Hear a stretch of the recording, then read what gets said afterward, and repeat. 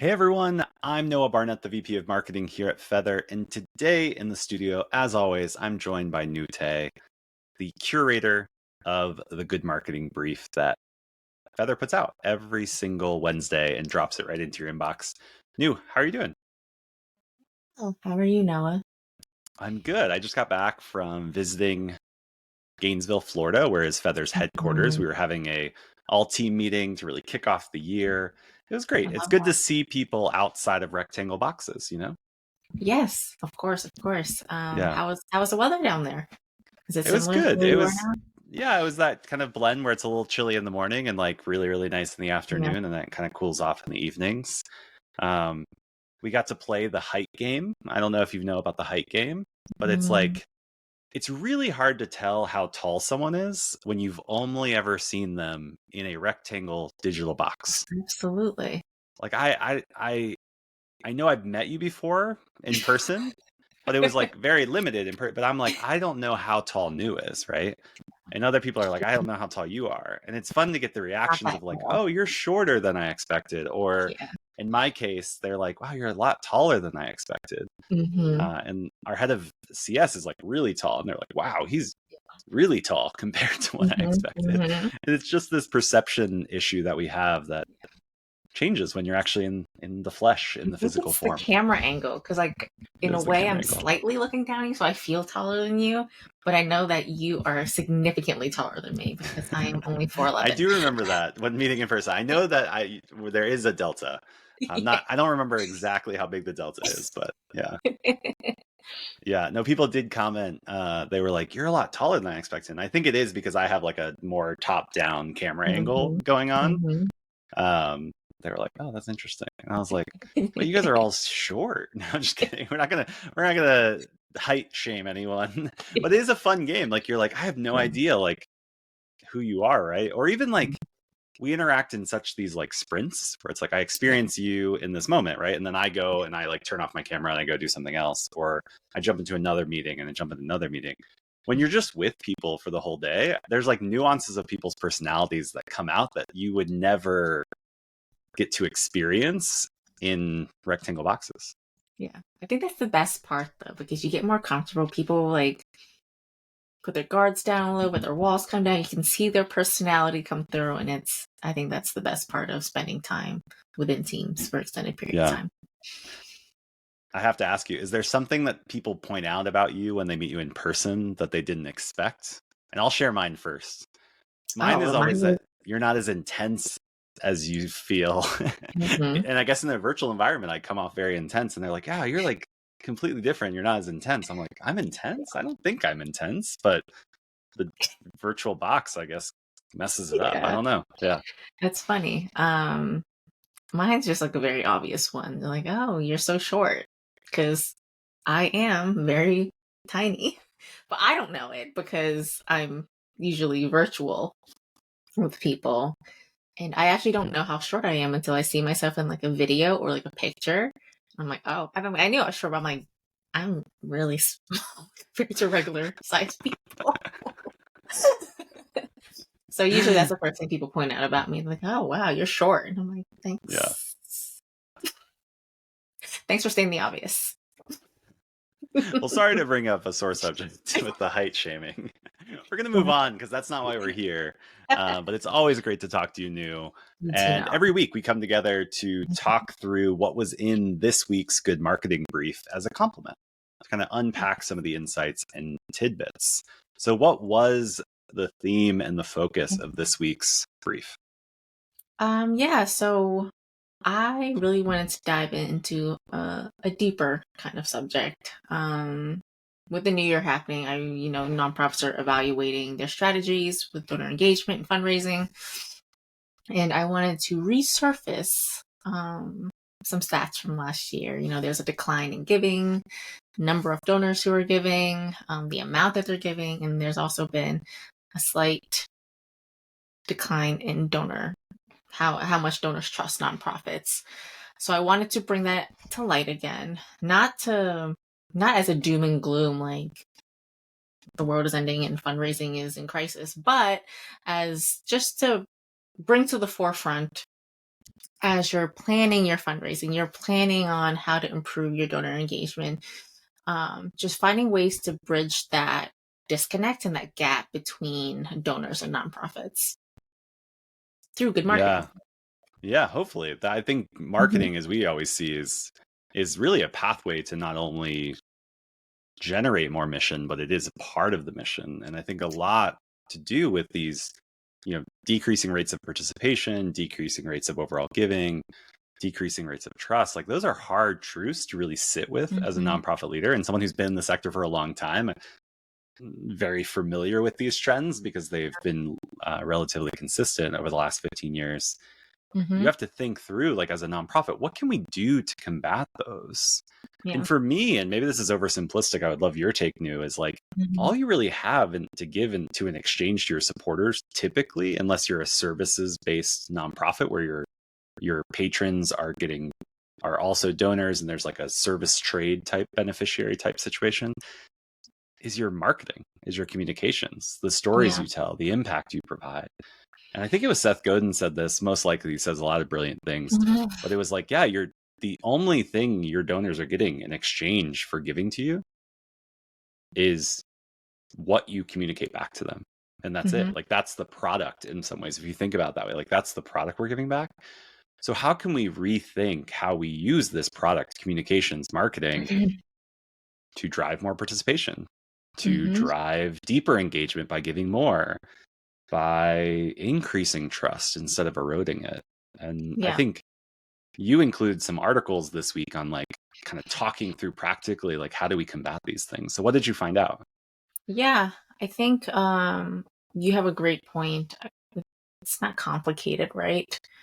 Fundraising is based on relationships, and you just look at your everyday relationships, and it's really just making sure you're communicating often, being thoughtful in your communications, and remembering things about your friends and your family, and that's how relationships kind of strengthen over time. And so I put a few interesting resources in this week's brief.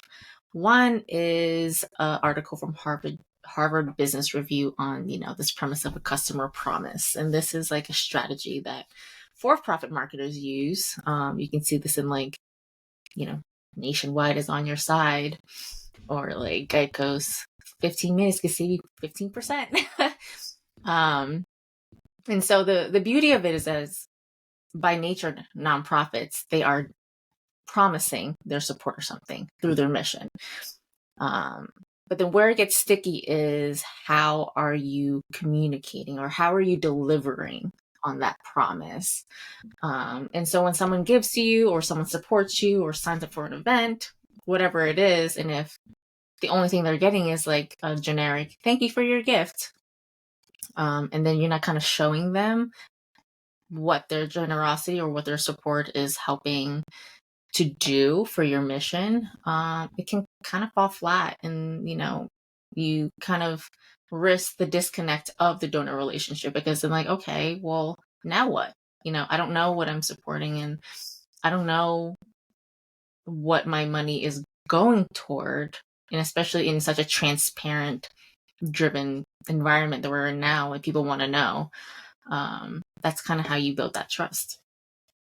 Yeah. And there's a framework that we even use here at Feathr, but I think it is relevant, is that it's not just the promise. The promise typically has to be associated with some sort of problem or pain. So in a nonprofit's case, we'll use a simple example. Let's say it's providing school supplies to those that don't necessarily have access to school supplies. So the problem is that lack of access to school supplies. There's nuance below that, which might be inequity in the school system. It might be a variety of other issues, but just oversimplifying, there's a problem here. And the promise is, we can provide an equitable educational environment by equipping supplies or providing supplies to this. And you can be a part of it by doing blank, blank, and blank. But that promise I might buy into. I need what's called proof statements to back that up, or proof moments in my journey.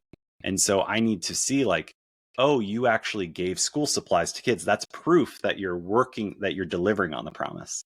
Oh, a kid said that now they're able to focus more on the work in the school because they don't have to question whether they have the right supplies, right? Like they feel equipped and enabled.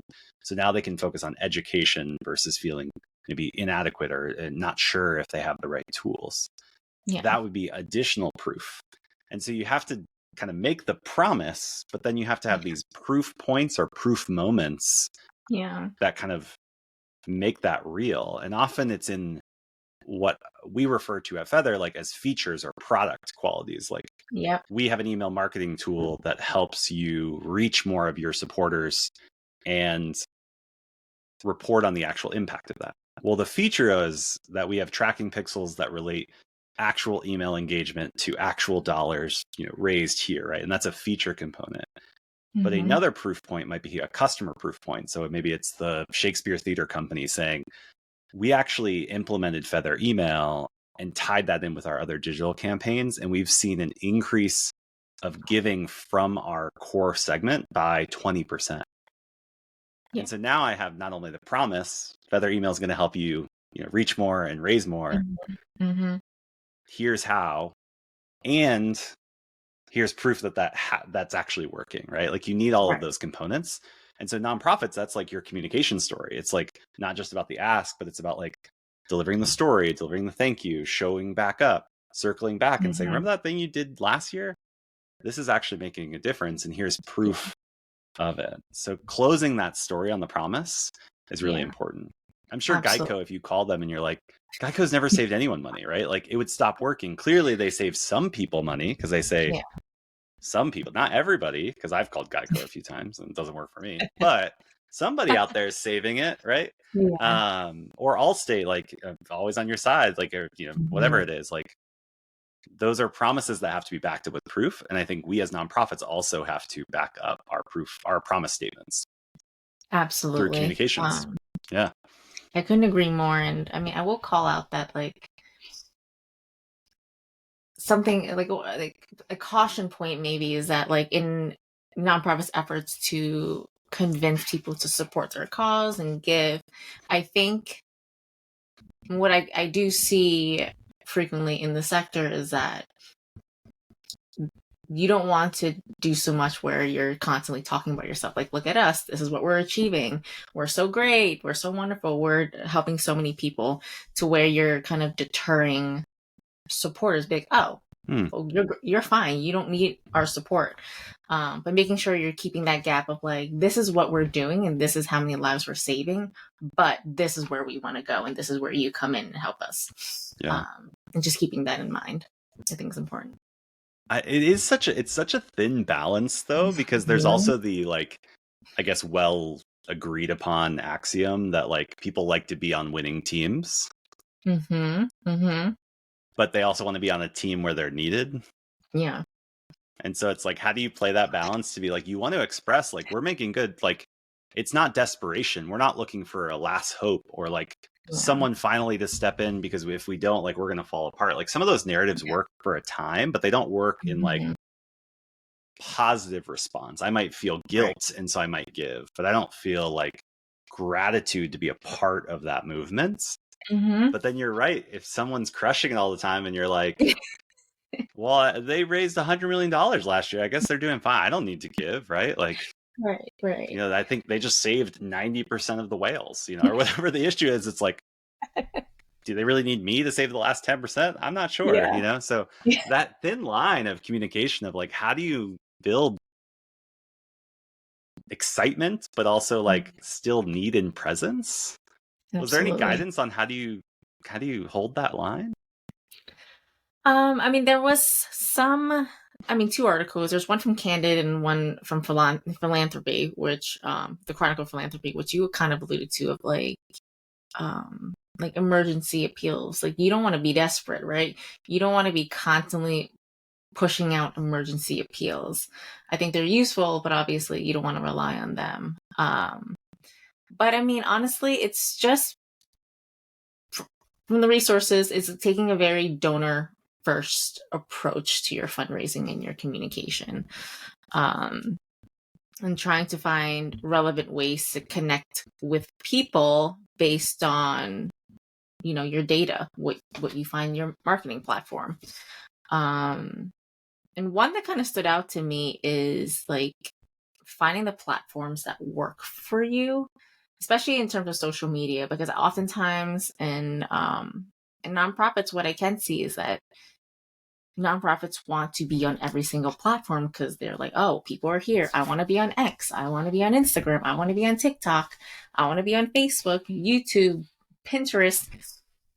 And it's really, and then they're stretching themselves thin and they're not quite engaging people the way they can be because they don't have the resources to give each platform the attention that it deserves. So really fine tuning, just reevaluating what platforms are actually effective in your marketing and kind of focusing on those. And then building once your team grows, you have more resources, more time, more bandwidth. Yeah, there were a few other, I think, practical things. Like you mentioned the social media one, like really just picking out like where can you really invest to make sure you can show up authentically in that, which I think is huge. We do often stretch ourselves too thin because we just feel like the solution to growth is doing more ings. Yeah. And like more activities and more things. And like if my to-do list gets longer, at least it shows that I'm trying. Yeah. But that's not always the best way, especially as it relates to trust. The other thing that there was a few practical things in a Chronicle article that you shared around things that erode trust. And it was talking about like the website donate pop-up, like when you land on the website and it's like, give now, like you may actually be turning someone off if they're like, I just got here. Like, I don't know. I don't even know anything about you. Like, I don't know if I want to donate to you. And these are some best practices. They're like, hey, use these things to like optimize conversion rates and this, that, and the other. But like, we're also sending a message and there's someone experiencing that. So how do we do that well? The other one I thought was interesting, and I would love to see if there's any that stood out to you, was around ways we describe campaigns. Like this is a vital campaign or this is a critical campaign. Like, and you kind of are in this slight emergency phase all the time in your communication. And it's like after the first, second, third, it's like the boy who cried wolf, right? Like you're like, wait a second, like it feels like you're always in the next vital, crucial emergency, this, that, and the other communication. And that gets exhausting. Not only in like donor fatigue, which I think is what nonprofits call it. I think what donors call it is like, I just have an erosion of trust or disconnection with it. And we're like, man, donor fatigue, we got to be careful of that. It's like, no, they're just like humans that are tired of hearing critical and emergency all the time. Yeah. Especially because, when there is an emergency appeal, that activates people because it's like a time-based appeal. They want to take action.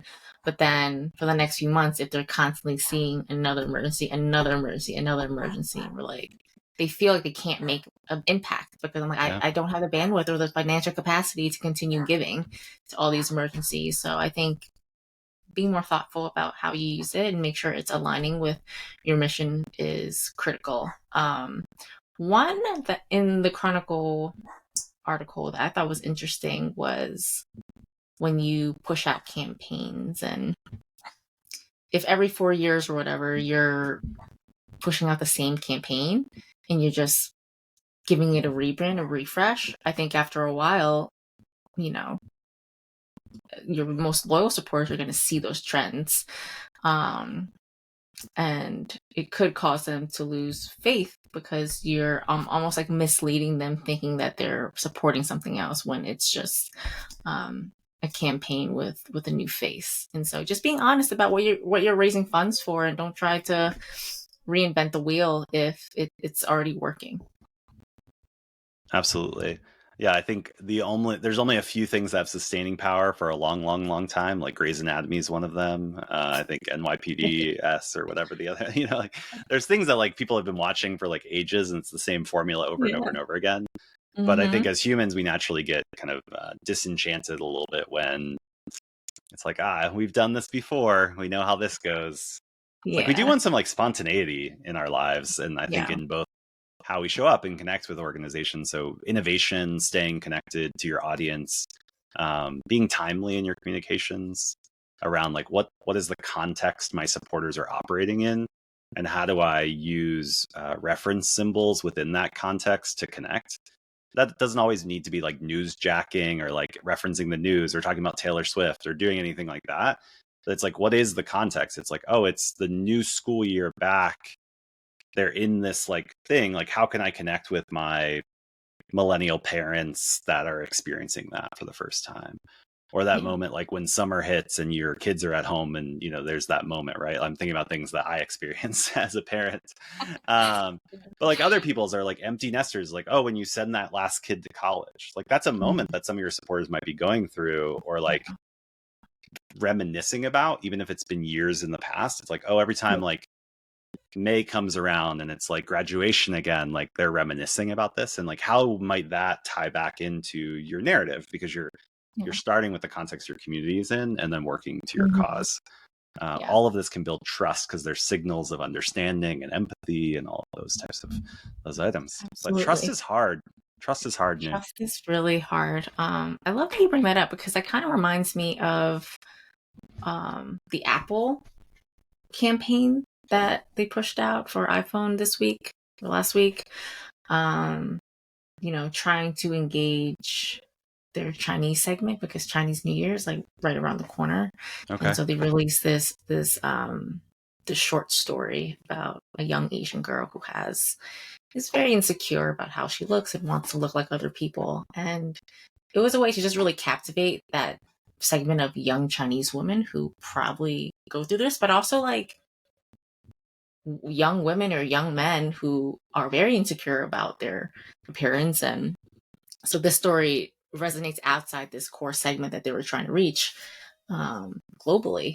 And it really struck a chord with me because it was relatable. It was extremely relatable.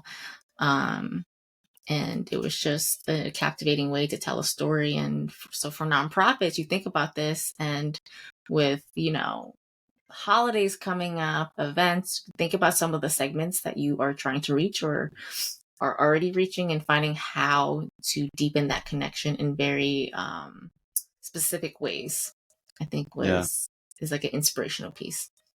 Yeah, I'll have to check that video out. I haven't watched that yet. I'm excited to bring your tissue box because I was crying.